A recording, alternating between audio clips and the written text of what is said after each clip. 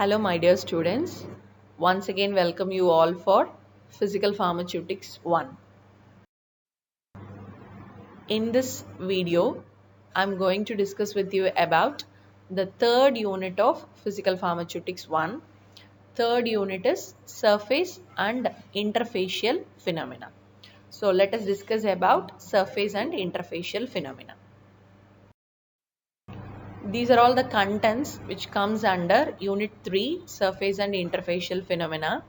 To list out, it includes liquid interface, surface and interfacial tensions, surface free energy, measurement of surface and interfacial tension, spreading coefficient, adsorption at liquid interfaces, surface active agents, HLB scale, solubilization, detergency, adsorption at solid interface.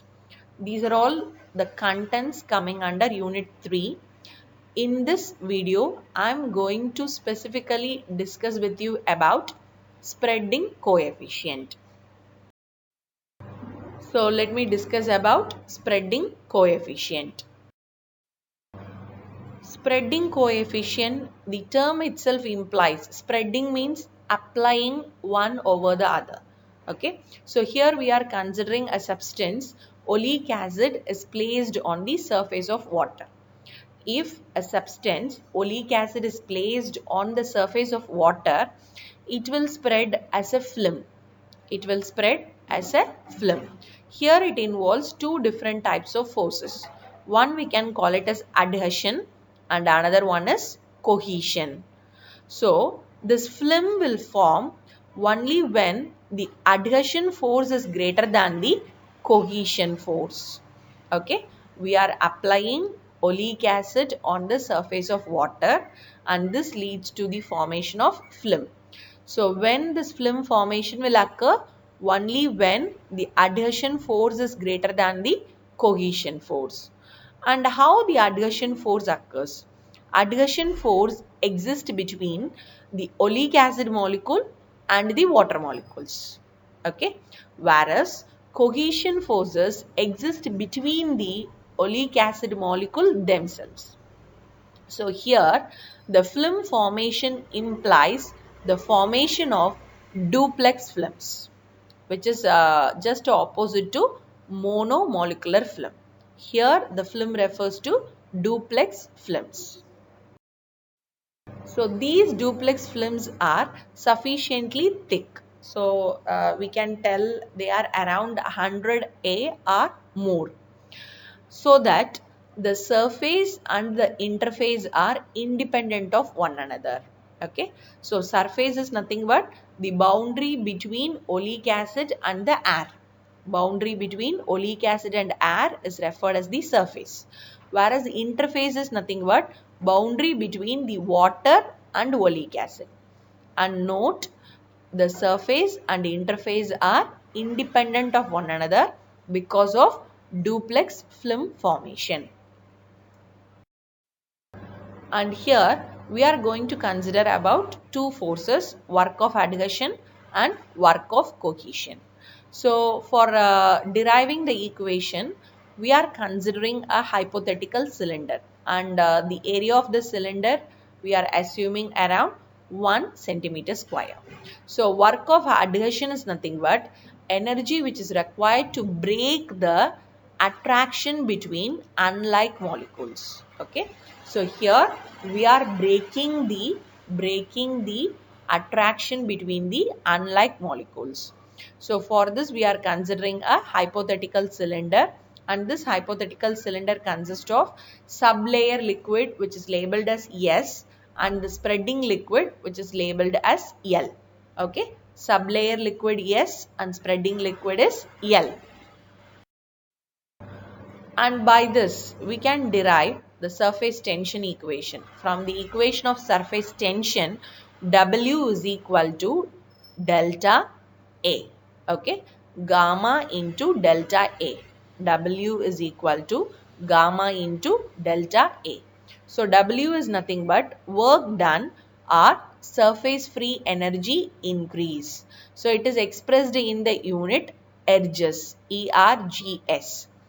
gamma, which is nothing but surface tension, whose unit is dienes per centimeter, and delta A, which is nothing but increase in area, which is expressed by the unit centimeter square. So by considering the above equation, surface or interfacial work is equal to surface tension multiplied by the change in area. So here there is a change in area, or we can call it as area increment. So now we can rewrite the equation as work is equal to surface tension into unit area change. Work is equal to surface tension into unit area change. Now, from this equation, work is equal to surface tension into unit area change. The work done is equal to the newly created surface tension. Okay. Because of this newly created surface tension, already the interfacial tension was destroyed. So now the work done is equal to newly created surface tension minus interfacial tension that was destroyed in the process. Okay. So now the work of adhesion is represented by the symbol WA. This WA is equal to newly created surface tension minus destroyed interfacial tension. Okay. So we have derived the equation for work of adhesion. Okay. So now continuing with the work of cohesion. So work of cohesion is required to separate the molecules of spreading liquid so that it can flow over the sublayer. So here in case of work of cohesion, there is no interfacial tension between the molecules of the liquid. There is no interfacial tension between the liquid molecules. So here again what happens? The hypothetical cylinder, that is our imaginary cylinder, is divided. So because of this division, two new surfaces are created, each with a surface tension of gamma L. Okay, here two new surfaces are created, each with a surface tension of gamma L. Therefore, the work of cohesion is, that is WC is equal to 2 gamma L. So this is the equation for work of cohesion. So now we got two equations, work of adhesion and work of cohesion. So with reference to the spreading of oil on a water surface, spreading occurs only if the work of adhesion is greater than work of cohesion. Always remember, work of adhesion is greater than work of cohesion, then only spreading will happen. That is, we can consider this as a positive. Okay, the oil will spread over a water surface. So that is the positive case. So now we can give the spreading coefficient equation. S is equal to WA minus WC. WA is work of adhesion. WC is work of cohesion. Already we got two separate terms for work of adhesion and work of cohesion that we are substituting here. So as a result, we are getting the final equation. Before going to final equation, we are getting a expanded equation gamma L plus gamma S minus gamma LS minus 2 gamma L. So here three different terms. Gamma S is nothing but surface tension of sublayer liquid. Gamma L is surface tension of spreading liquid. Gamma L is LS is interfacial tension between the two liquid. And if we rearrange this equation, here we are having 2 gamma L and inside we are having 1 gamma L. So if we cancel this one, we supposed to get minus gamma L. So this equation is simplified. And from this, again we are taking out gamma S as a common factor, moving this as a outside. Okay.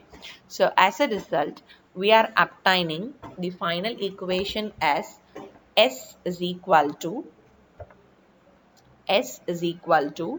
gamma S, and here sorry, one minus is missed, gamma S minus gamma L plus gamma LS. So this is the final equation. And here I have given few examples for spreading coefficient, which includes ethyl alcohol, the spreading coefficient is 50.4, acetic acid 45.2, oleic acid 24.6, benzene 8.9, ethylene dibromide minus 3.19. And at last, what is the application? Why we need to find out these spreading coefficient? If we take some external preparations, those preparation, especially what we are using on skin, the skin surface is bathed with both aqueous oily layer, which implies it has to include polar, non-polar characteristics similar to the mixture of fatty acid. So, while preparing a lotion, especially if we are preparing a lotion with mineral oil base, we need to study how the lotion can be evenly applied over the skin. So, for this, the spreading coefficient is very much essential to be determined. Another example to study the relation between spreading, that is HLB. Already in another video we discussed about hydrophilic lipophilic balance and emulsion stability. So if we want to prepare a stable emulsion which is having a good spreadability, then we should aware about this spreading coefficient property. And these are all the major applications of spreading coefficient. So thank you all. Thank you for your listening towards spreading coefficient. Thank you.